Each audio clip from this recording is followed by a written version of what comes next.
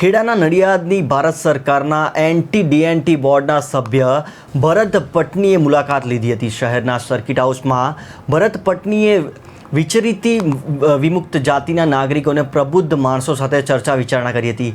તેમણે હાલ DND commission દ્વારા વિચરતી વિમુક્ત જાતિઓ માટે ચાલી રહેલો પ્રોજેક્ટ અંગે પણ વિચારણા કરવામાં આવી હતી. આ કાર્યક્રમમાં પહોંચેલા નાગરિકોએ પોતાની સમસ્યાઓ સભ્ય સમક્ષ રજૂ કરી હતી. આ બેઠકમાં સમસ્યાઓનું નિવારણ કઈ રીતે લાવવું અને ઉપરાંત વધુમાં વધુ લોકો સુધી ભારત સરકારના આ કમિશનના લાભો કેવી રીતે પહોંચાડવા તે અંગે વાત કરવામાં આવી હતી.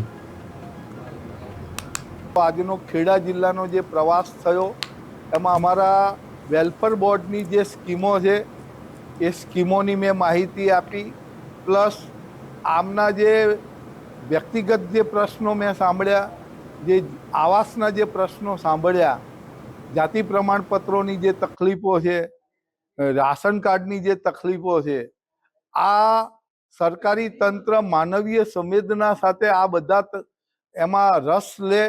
આ મૂળ આપણા દેશની આઝાદીના આ ફ્રીડમ ફાઇટરો છે અને આ એસસીને તો કોન્સ્ટિટ્યુશન રાઇટ મળ્યા છે, એસટીને પણ કોન્સ્ટિટ્યુશન રાઇટ મળ્યા છે, પણ આ એક એવો સમૂહ છે એ સમાજની મુખ્ય ધારામાંથી આઉટ થઈ ગયા છે.